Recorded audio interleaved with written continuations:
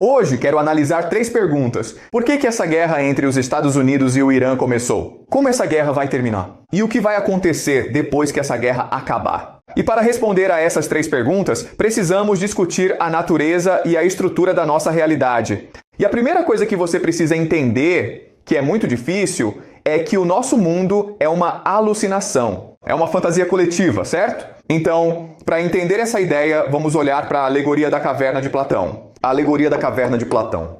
E então, nessa caverna, estamos bem no fundo da terra e está escuro. Há um pouco de luz entrando, mas não muita, e estamos todos acorrentados em uma linha juntos, certo? E somos cerca de 1 milhão de pessoas. Estamos no chão, acorrentados ao solo, e não conseguimos realmente nos mover. Não conseguimos nos levantar, não conseguimos nos mover, até mesmo nossos pescoços estão acorrentados. Então não podemos nos virar e ver o mundo ao nosso redor. Ok, então tem cerca de 1 milhão de nós sentados olhando para uma parede ao mesmo tempo. Ok, e esta parede está em branco. Atrás de nós há um grande incêndio. E podemos ver que tem algumas pessoas em volta dessa fogueira reunidas ali, tá bom? Eles, não sabemos quem são, mas têm liberdade para circular. E o que eles fazem é isto. Eles pegam pequenos fantoches de mão e então projetam as silhuetas desses fantoches na parede, criando sombras detalhadas e divertidas. E nós ficamos hipnotizados por essas sombras, porque antes estávamos olhando para uma parede em branco, e agora existem essas sombras em movimento. E achamos que essas sombras são reais, porque não sabemos de nada melhor. Então damos nomes a elas. Certo, damos nomes a elas e criamos uma linguagem para contar histórias sobre essas sombras. E isso se torna, na verdade, a nossa realidade coletiva, ok? Outra forma de dizer isso é que a realidade é uma consciência coletiva. O que é realmente uma alucinação? Ok? Tudo bem. Portanto, existem certos aspectos dessa realidade que precisamos ter em mente, ok? Então, antes de mais nada, o que é realmente importante entender é que o que cria essa realidade é a nossa consciência, a nossa imaginação, a nossa percepção. Ninguém mais, só nós, ok? Então, em outras palavras, a riqueza da sociedade é a nossa consciência. A quantidade de pensamento que colocamos em algo. Então, deixe-me dar um exemplo. Vamos supor que eu pedisse para você fazer um vaso para vender no mercado, ok? Enquanto você está fazendo esse vaso, se estiver ouvindo música, conversando com um amigo, se não estiver totalmente consciente, focado e atento ao fazer esse vaso, ele não ficará muito bom. Mas se você estiver completamente focado em criar o vaso mais bonito que puder e não estiver distraído com nada, então esse vaso será lindo e, portanto, mais valioso no mercado. Ok, então, em outras palavras, é a nossa atenção consciente que cria riqueza neste mundo e é realmente o dinheiro ou capital que extrai e armazena nossa consciência e a transforma em riqueza. Certo, esse é um conceito realmente importante que a maioria das pessoas não entende, mas você precisa entender isso se quisermos compreender a própria natureza da realidade. Então, essa é a primeira coisa que você precisa entender. Essa realidade é estruturada para extrair nossa consciência a fim de criar riqueza para a elite, para essas pessoas. Historicamente, existiram diferentes mecanismos que podem ser utilizados para extrair e armazenar riqueza. Então você talvez tenha alguma religião. Então pense em pirâmides. Porque as pirâmides do Egito são capazes de concentrar sua atenção e motivá-lo a realizar determinadas ações, participar de cultos religiosos. Mas precisamos de templos. Essa é uma forma de capital. Outra forma de capital, claro, é a ideia de histórias. Homero é considerado o pai da civilização grega porque escreveu a Ilíada e a Odisseia. São capazes de concentrar a atenção das pessoas e impulsioná-las a grandes feitos. E claro, no mundo de hoje você tem a Bíblia. E o principal mecanismo para extrair e armazenar riqueza no mundo atual, é claro, são os euro, dólar. Mas existe outra força. Isso está sendo criado para substituir os yuan, dólar. E isso se chama inteligência artificial. Muito bem, então o que discutiremos mais tarde é que, na verdade, está acontecendo uma guerra pela alma da humanidade, pela consciência humana. Entre os euros, dólar, a velha ordem mundial, e inteligência artificial, a nova ordem mundial, ok? Mas quero que você se lembre disso, ok? Certo, então essa é a primeira coisa que quero que você entenda. A segunda coisa que preciso que você entenda é que essas pessoas, nós não sabemos quem são, certo? Mas o que sabemos é que eles não nos forçam a fazer nada. Não há pessoas suficientes do lado deles, entendeu? A forma como eles mantêm o poder é através de manipulação, truques e enganação. E sabemos disso porque, na alegoria da caverna de Platão, um dia, por algum motivo, uma pessoa decide: sabe de uma coisa? Eu sinto que este não é o mundo real. Eu sinto que há algo fora desta caverna. Então ele ou ela começa a mexer nas correntes e percebe que isso não são correntes. São apenas cordas. Eu posso simplesmente me livrar delas. E tem essa corrente ao redor do meu pescoço. É como uma fita. Eu posso simplesmente arrancá-la. E ele não sabe por que faz isso, mas faz. Ele realmente faz isso. E quando ele faz isso, eles nem se importam. Tipo, tanto faz, cara. Faça o que quiser. E então ele se liberta. Ele está cego porque ficou no escuro a vida toda. Mas, de alguma forma, ele reconhece que há apenas luz, ok, fora da caverna. E ele se sente atraído por essa luz. Então ele vai andando, tropeçando em direção a essa luz. E de novo, eles estão observando ele. Eles estão tipo, a gente não liga. Faz o que quiser, cara. Eles não o impedem. Ele sai para a luz e agora está do lado de fora. E é pura luz. Ok, ele deixou a caverna e, a princípio, sente dor e luta para se reorientar nesse novo mundo. Mas então, eventualmente, ele se apaixona por esse mundo. É um mundo lindo e para ele é como se fosse o paraíso. E ele pensa, meu Deus, este é o mundo real.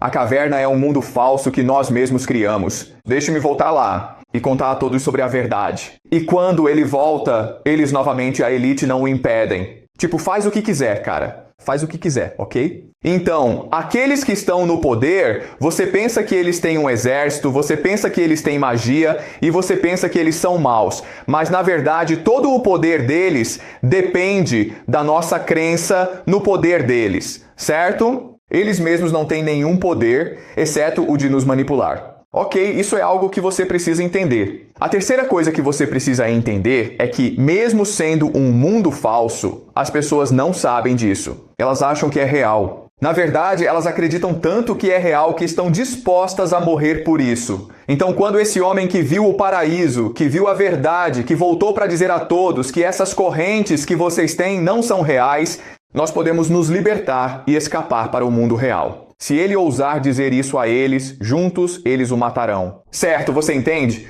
Então, em outras palavras, a realidade é uma alucinação, é criada por nós, mas nos apaixonamos por ela. Estamos tão apegados a ela psicologicamente e emocionalmente que se alguém nos disser que é falsa, nós matamos essa pessoa por isso, certo? Então são essas três coisas que quero que você mantenha em mente enquanto exploramos o nosso mundo. Porque o nosso mundo, na verdade, é apenas a caverna de Platão. Certo, então deixe-me mostrar como. Certo, então você precisa de uma força para criar essa realidade para nos acorrentar juntos. Certo? E essa força, é claro, é chamada de Império Americano. Ou o Império, basicamente apenas o exército.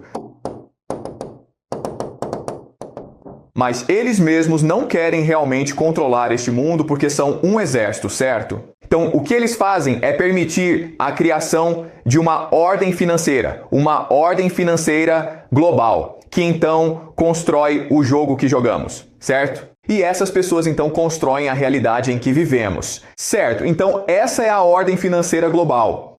E o que é essa ordem financeira global? Bem, no topo de tudo está algo chamado Banco de Compensações Internacionais, em Basel, na Suíça, certo? O Banco Central dos Bancos Centrais. Abaixo deles está o Banco Mundial, o FMI, Fundo Monetário Internacional, que controla as regras da ordem financeira global. E então, abaixo deles estão os chamados bancos centrais, certo? Como o Federal Reserve nos Estados Unidos, o Banco Popular da China na China, certo? O Banco da Inglaterra na Inglaterra, certo? Então, juntos, eles criam a ordem financeira global. E qual é a ordem financeira global? É apenas para usar o ZEUA, o dólar como principal mecanismo de extração e armazenamento de riqueza. Ok? Muito simples. O ZEUA, dólar. Outra forma de entender essas pessoas é pensar nelas como os mestres do jogo, ok? Aqueles que estão acima de nós, que construíram o jogo e controlam as regras enquanto o jogamos. No jogo, mestres.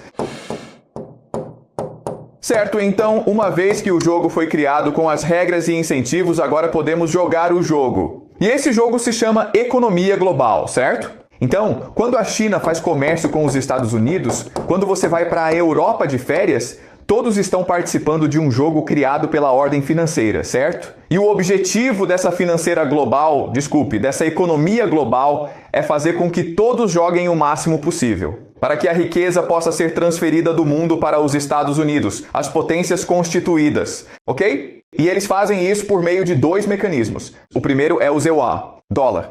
Então, toda vez que você usa o ZEU, no dólar você taxa o ZEUA, pois eles podem imprimir a moeda à vontade. Dólares como quiser, ok? A segunda forma pela qual isso acontece é através de algo chamado hierarquia de preços. Certo, uma hierarquia de preços. Então, a economia global é dividida em camadas. Certo, então os recursos são considerados os mais baratos, mesmo que na realidade deveriam ser os mais caros, certo? Porque os recursos são limitados, são finitos. Acima dos recursos, é claro, está a manufatura. E acima da manufatura está a economia do conhecimento. E então, o mais alto é o setor financeiro, certo? Basicamente, os mestres do jogo. Certo, então como podemos ver, uma vez que temos essa hierarquia de preços estabelecida, o que podemos fazer agora é dividir o mundo de acordo com as especialidades, certo? Então, recursos, é claro, seria a Rússia. Rússia, Oriente Médio, o GCC, certo? Arábia Saudita, esses lugares, certo? Então, esses lugares fornecem recursos. Manufatura, então, seria a China, certo? Conhecimento seria a Europa e os Five Eyes, certo? Basicamente, a anglosfera, Canadá, Nova Zelândia, Austrália, Grã-Bretanha e, claro, o setor financeiro, Estados Unidos, ok? Desculpe, Estados Unidos. Muito bem, como vocês podem ver, isto é um sistema. Isso beneficia os Estados Unidos e seus aliados em detrimento da China e da Rússia, ok? Mas é assim que o jogo está estruturado. É claro que se os Estados Unidos não gostam de você, o que eles podem fazer é não permitir que você jogue este jogo. E esses países seriam, obviamente, a Coreia do Norte e o Irã, entre outros. Ok? Portanto, a China e a Rússia não estão satisfeitas com o sistema, mas pelo menos podem participar. O Irã e a Coreia do Norte sequer têm permissão para participar do jogo da economia global. Tudo bem? Ora, é claro que não podemos deixar as pessoas acreditarem que toda a economia global está estruturada de forma que o Ocidente possa roubar recursos de todos os outros, ok? Então, o que você faz é criar outra camada chamada Ordem Nacional baseada em regras, certo? Organizações multilaterais que incluem a ONU e a OMC, Organização Mundial do Comércio. Isso é chamado de Ordem Internacional baseada em regras. Mas na verdade é controlado pelo Império. Então tudo isso são basicamente sombras na parede que o Império está criando, projetando para nos enganar e nos fazer comportar da maneira que o Império quer. Certo, então agora que você tem o sistema em funcionamento, o que você precisa fazer é doutrinar as pessoas para que acreditem que o sistema é justo, correto e bom, certo? E aí você faz isso por meio de 3 mecanismos. Esses 3 mecanismos, claro, são educação, mídia e cultura, certo? O que é educação? Bem, escolas, pessoal, e universidades, academia. Você acha que vai para a tua universidade para aprender conhecimento?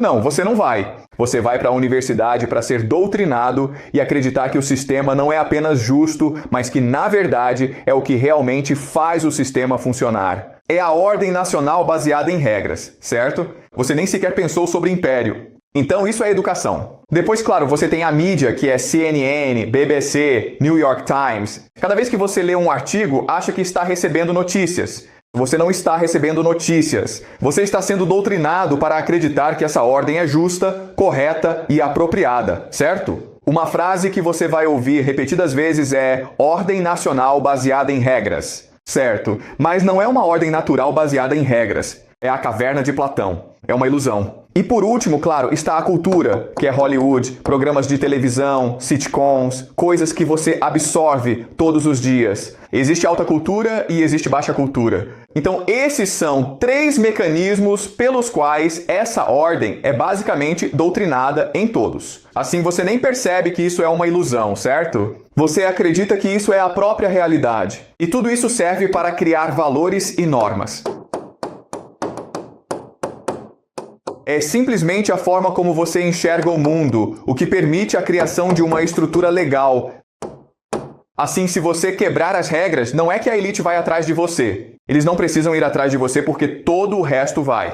Se você for aquele cara que descobre que tudo isso é uma ilusão, eles vão te matar. Ok, não é a elite, mas as pessoas ao seu redor vão te matar porque você está destruindo a fantasia delas. Certo, você está expondo a fantasia delas, tudo bem. Então esse é um sistema muito eficaz. O problema, porém, é que você precisa espalhar o sistema. Certo, então existem 3 problemas. Primeiro de tudo, você tem que proteger esse sistema, o status quo. Depois você também precisa, espalhar esse sistema. E então você também precisa justificar o sistema. E você faz isso através de 3 sistemas transnacionais, 3 organizações transnacionais. E essas são, certo, primeiro, claro, é a inteligência. O que é inteligência? Espiões, ok?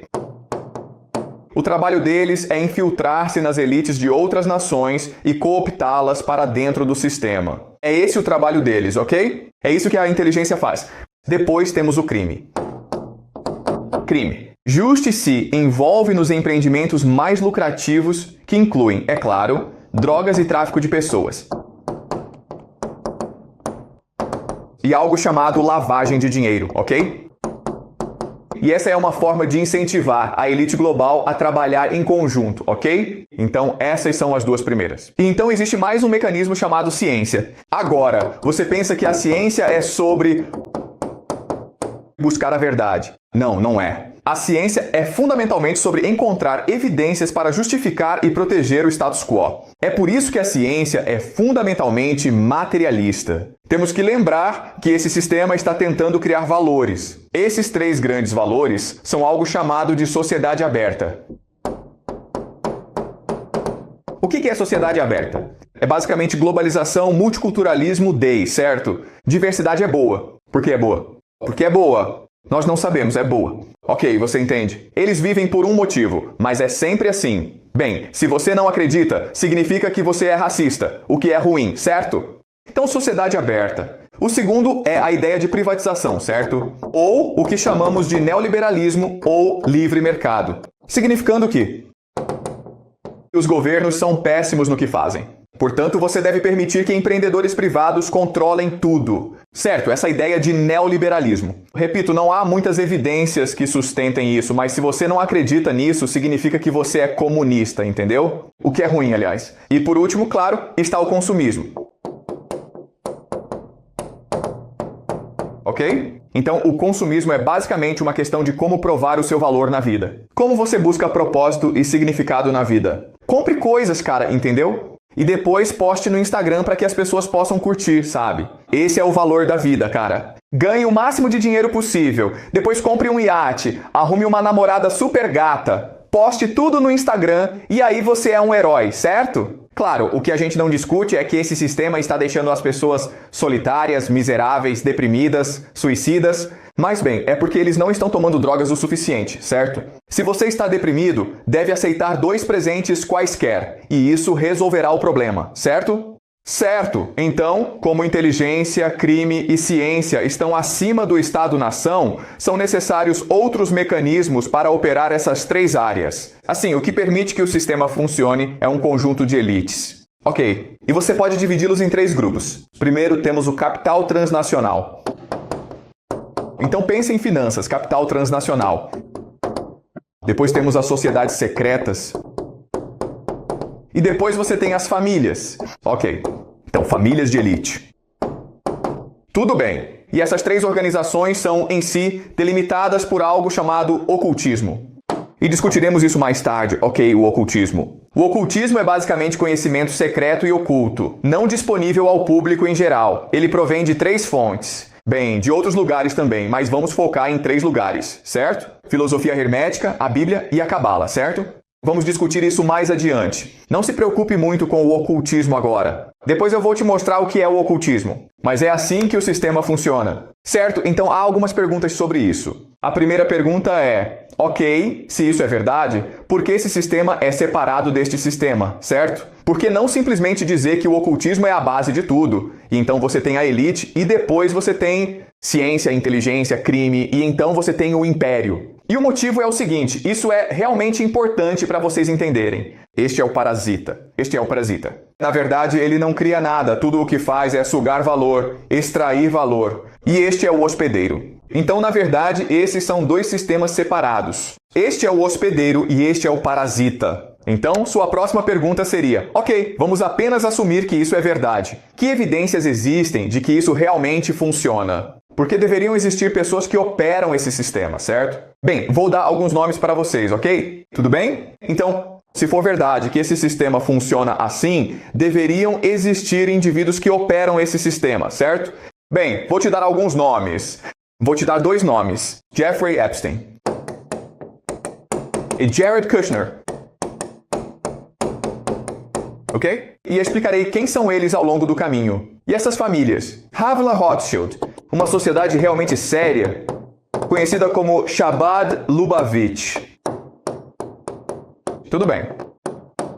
E você pensa, isso tudo é uma conspiração. Isso não pode ser verdade. Bem, é tudo verdade. E mais tarde apresentarei as provas de que tudo isso é verdade. Aliás, alguns de vocês vão pensar, eles são todos judeus, cara. Então, por que dizem que os judeus governam o mundo? Bem, porque as evidências que temos implicam essas pessoas que são judias. Mas há outras pessoas que são mais poderosas, que conseguem se manter nas sombras, certo? Então não é realmente justo dizer que é uma conspiração judaica. Bem, acho que essa explicação, esse sistema, é muito mais complicado do que simplesmente dizer que são todos judeus. Tudo bem, tudo bem. Então, o que eu quero discutir agora são os problemas desse sistema. Tudo bem. E quando entendermos os problemas desse sistema, poderemos compreender por que essa guerra no Irã está acontecendo, para onde ela está caminhando e o que isso significa para o mundo. Ok. Portanto, existem alguns problemas com esse sistema, e quero que vocês percebam isso. O primeiro grande problema é que tudo isso se baseia no império, na percepção do império. E o que isso significa é que todos precisam acreditar que o império americano é invisível. Ele não pode ser derrotado para que o sistema funcione, certo? Uma vez que as pessoas começam a acreditar que existem alternativas, que o império é fraco, então o sistema não pode funcionar. E, portanto, a única solução para esse problema é que a América tenha que ir lutar guerras sem motivo algum. Entendeu? É como ser o valentão da escola, certo? As pessoas te pagam porque acham que você é um valentão e que você não é razoável. E para provar isso, de vez em quando você precisa ir lá e bater em outra criança. Sem motivo algum, certo? Você simplesmente bate na criança e todo mundo fica com medo de você. Essa é a América. E isso nos ajuda a explicar todas essas guerras no Oriente Médio nos últimos 20 anos, certo? Por que a América invadiu o Afeganistão? Por que os Estados Unidos invadiram o Iraque? Por que explodiram a Síria? Por que explodiram a Líbia? Por que estão atacando o Irã?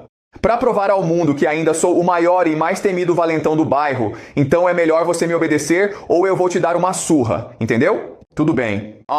Esse é o primeiro problema. O segundo problema é que esse sistema, como vocês podem ver, é realmente muito injusto para muitos países. Irã, Coreia do Norte, Rússia especificamente, certo? Então isso nos ajuda a entender por que a Rússia invadiu a Ucrânia em 2022, porque eles estão tentando renegociar esse sistema, certo? Porque neste momento o sistema está discriminando contra eles. Está extraindo seus recursos por muito pouco dinheiro. Então eles querem renegociar o sistema. E a forma de renegociar o sistema é mostrando que o império não é tão forte assim, certo? Mas isso também nos mostra por que os Estados Unidos se recusam a entregar a Ucrânia. Essa guerra foi perdida há uns 2 anos, ok? A Ucrânia não tem absolutamente nenhuma chance. Por que essa guerra continua? Porque se a percepção for de que o império é fraco, que o império pode ser derrotado, se as pessoas tomarem conhecimento disso, toda essa estrutura desmorona, entendeu? Certo? As pessoas acordam e veem que são apenas sombras na parede. Então, os Estados Unidos não têm outra escolha a não ser continuar lutando, ok? E isso também nos ajuda a explicar por que os Estados Unidos invadiram o Irã. Para mostrar à Rússia, eu ainda sou o maior e mais perigoso valentão. E agora entendemos o que o Irã está fazendo. O Irã agora está atacando toda essa estrutura. Se você pensar bem, o que o Irã percebe é o seguinte: eu não posso atacar o império diretamente. É poderoso demais. Eles têm armas nucleares. Eu não vou atacar o sistema educacional, midiático e cultural dos Estados Unidos porque é muito enraizado. Eu posso atacar a ONU e a OMC, mas tudo está sendo controlado pelos Estados Unidos. Então, a única coisa que eu posso atacar é o quê? A economia global, certo? É por isso que eles fecharam todos os movimentos críticos. Porque uma vez que eles pressionam a economia global, e tudo isso é interligado, destrói toda a estrutura, entende? É uma casa de cartas, você encontra o ponto fraco, atinge ele e tudo desmorona, certo?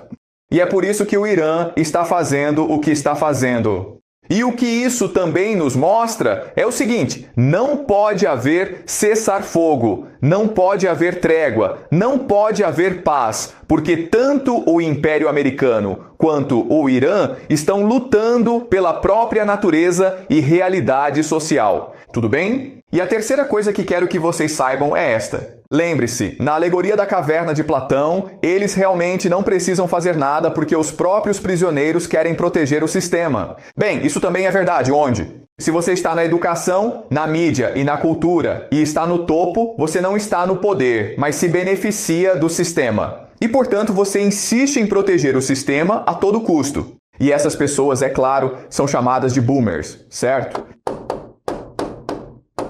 Certo, não todos eles, ok? Mas a elite dos boomers, mesmo que eles próprios não tenham tanto poder assim, são muitos, certo? E eles vão lutar, vão fazer com que seus políticos e os militares lutem até a morte para manter a ilusão do império que os beneficia. Tudo bem? Mais uma vez, a alegoria da caverna de Platão. Certo, tudo bem, então agora podemos responder as 3 perguntas. Por que essa guerra começou? Porque os Estados Unidos não tinham escolha nessa questão, certo? Eles precisavam defender a ilusão de que o Império Americano era invencível. Caso contrário, toda essa estrutura desmoronaria, certo? Quando essa guerra vai acabar? Essa guerra termina quando a economia global for destruída. Porque uma vez que a economia global for destruída, toda essa estrutura desmorona, certo?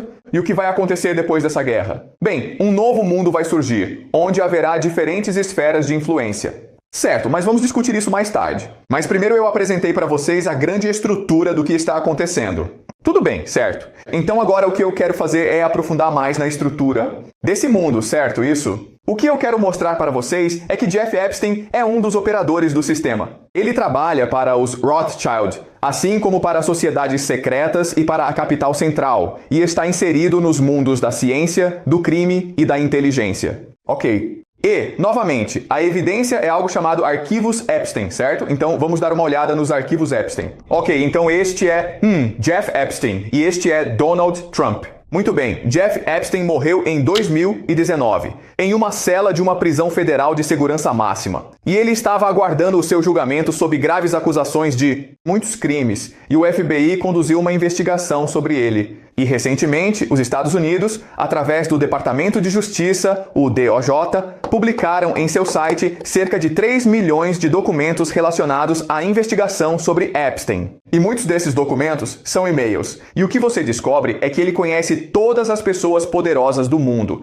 Então, por muito tempo, acreditou-se que Jeffrey Epstein era um agente do Mossad, certo?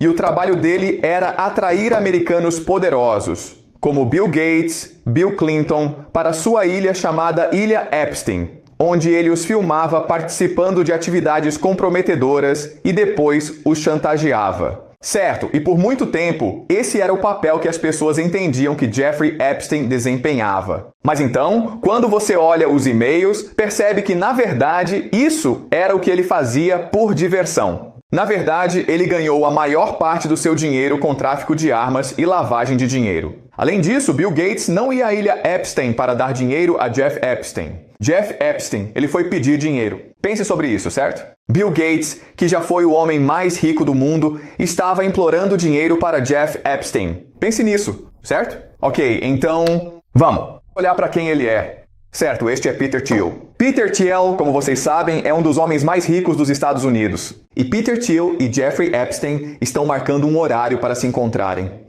Novamente, não é Jeffrey Epstein que está procurando esses caras, são eles que estão procurando por ele, certo? Elon Musk, o homem mais rico do mundo, na verdade está tentando marcar uma reunião com Jeffrey Epstein. Muito bem, por quê? Porque Jeffrey Epstein diz, eu represento os Rothschilds, entendeu? Seu dinheiro é falso, seu dinheiro é dinheiro do mercado de ações, seu dinheiro é uma ilusão. Eu represento dinheiro de verdade, poder de verdade, riqueza de verdade, ok? Muito bem, os Rothschilds. Certo, então Jeff Epstein é muito próximo da família Rothschild. Por quê? Bem, esta é Irena de Rothschild, uma das integrantes da família Rothschild, ok? E em dezembro de 2018, ok, um ano antes de ele morrer, certo, Jeremy Epstein envia um e-mail para Aaron Rothschild dizendo: Ei, deixa eu te contar uma coisa muito engraçada. Harvard afirma que, quando Hitler era pobre, ele morava em uma casa, uma instituição de caridade, financiada por 3 famílias ricas de origem judia.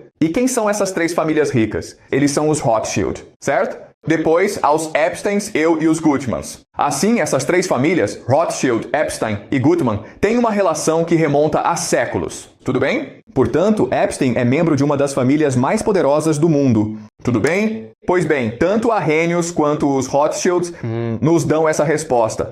E diz, é só uma teoria da conspiração, certo? Disse que os judeus criaram Hitler. E Epstein fica bravo com ele e diz, não, é 100% verdade, cara. Hitler vendia suas roupas e já morava em um abrigo financiado por judeus. Epstein, Rothschild, Gutman. Sem conspiração. É realmente verdade, tá bom? Os Epsteins, quem somos nós? Nós somos os banqueiros de Viena, certo? Estamos por aqui há mais tempo do que todos.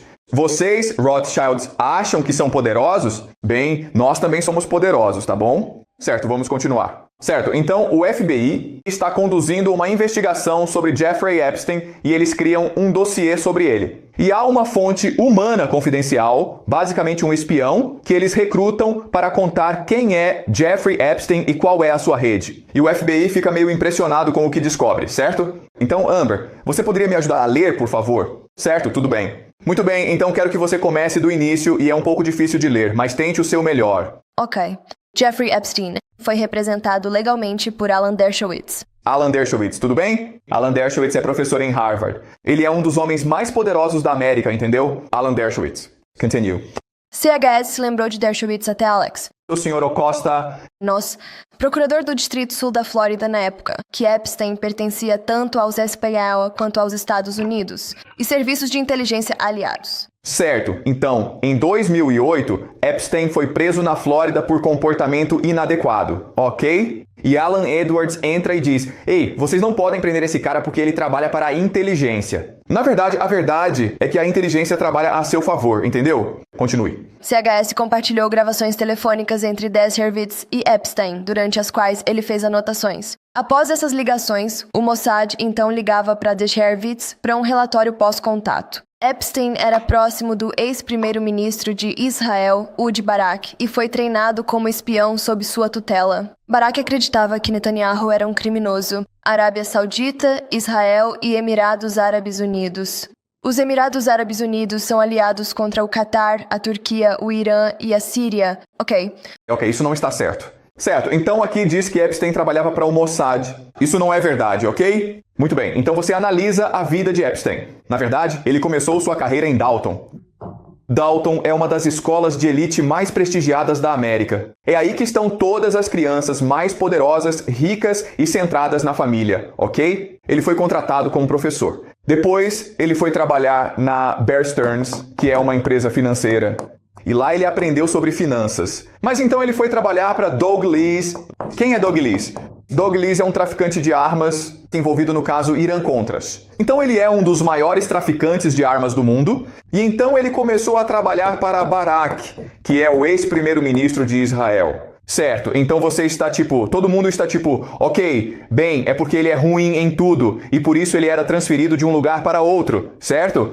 Mas outra forma de dizer isso é, ele é um agente e está sendo treinado por mentores sobre como o poder funciona. Isso faz sentido? Vamos supor que eu tenha uma grande empresa, certo? E eu sou o presidente. Meu filho vai herdar essa empresa. Como eu o treino para ser um bom chefe? Bem, eu faço ele trabalhar em diferentes departamentos da empresa e faço com que mentores o treinem nesses diferentes departamentos, certo? Então, o que é Dalton? Dalton é educação, certo? O que é Bear Stearns? Finanças. O que é Doug Lees? Ele é criminoso, tráfico de automóveis. E quem é Farrakhan, Barad? Ele é a inteligência, certo? Faz sentido, pessoal. Ele está sendo treinado e orientado em diferentes setores de poder no mundo. Tudo bem, continue lendo. Masha Drakova, número de telefone, reside no Vale do Silício. Ela dirige um filme chamado Day One Ventures, uma empresa também chamada Day One Ventures, que supostamente é uma empresa de investimentos em estágio inicial. Ela costumava ser o principal contato do presidente russo Vladimir Putin no movimento juvenil russo. CHS e Drokova conversaram, mas Drokova não falou nada sobre tecnologia. Em vez disso, ela olhou para CHS e disse: "Você conhecia Epstein, não conhecia?" Ela disse que Epstein era um homem maravilhoso. Certo, então Epstein tinha ligação com Vladimir Putin, certo? Tudo bem, vamos ler a última sessão. Esta é a mais importante, ok? Cerco conforme aconselhado Shabbat. Certo, Shabbat Lubavitch, não é a organização de que falamos.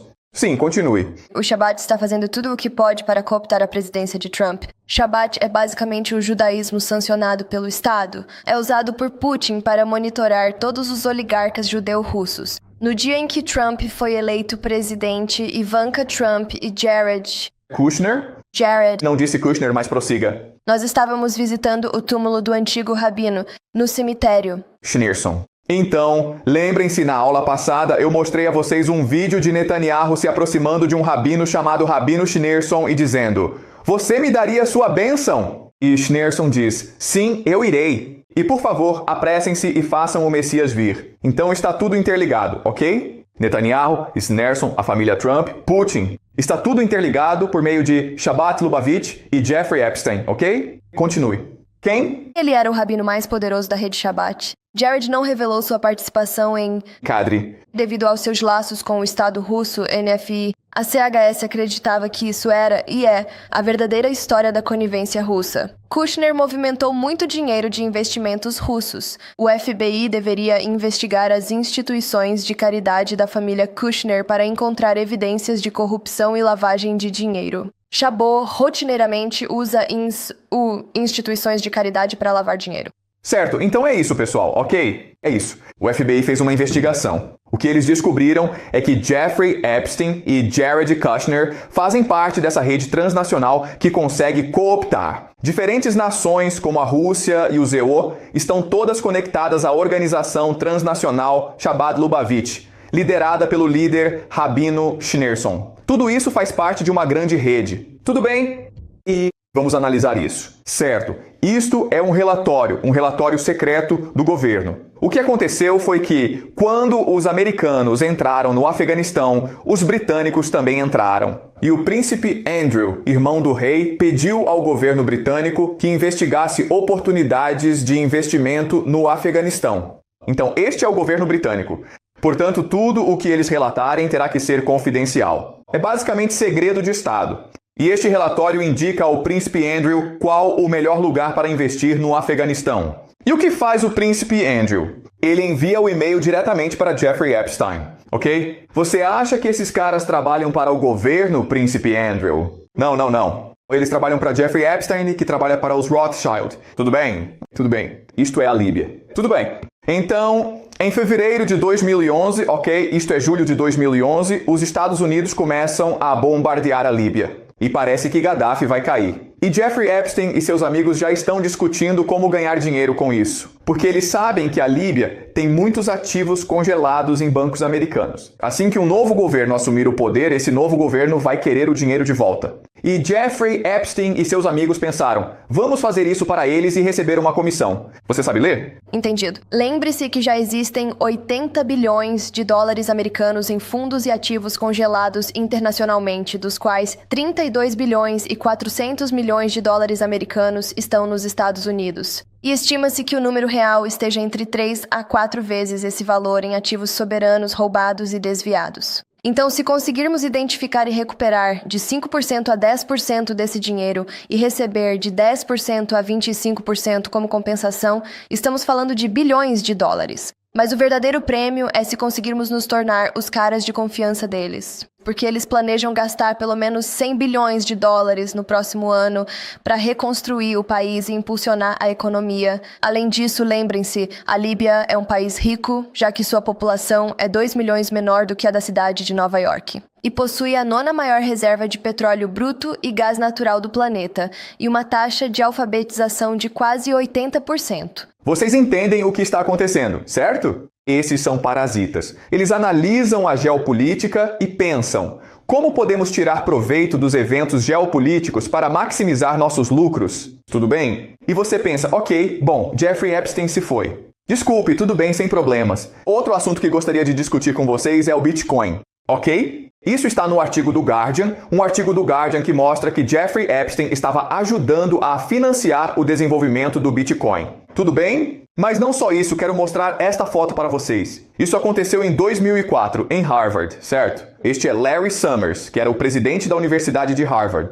Este é Steven Pinker, um dos acadêmicos mais famosos de Harvard. E este cara é Jeffrey Epstein, certo? Quem está pagando por esse jantar? Provavelmente Jeffrey Epstein. E você fica pensando, o que está acontecendo aqui? E mais uma vez, continuo dizendo isso a vocês. Vocês acham que o meio acadêmico se resume a buscar a verdade, a fazer pesquisa? Não, não é. Trata-se de proteger e justificar o status quo. Trata-se de proporcionar uma rede para que pessoas influentes se encontrem e trabalhem juntas, ok? E os arquivos de Jeffrey Epstein revelam isso, né? O quão corruptos são o meio acadêmico e a ciência. Tudo isso faz parte dessa enorme rede transnacional. Essa grande aliança entre ciência, crime e inteligência para extrair o máximo de valor possível do mundo, entendeu? Esses são parasitas. E você pensa, ok, que tal Jared Kushner? Bom, o Jared Kushner está fazendo a mesma coisa, pessoal, ok? Este é Jared Kushner, certo? Quem é esse cara?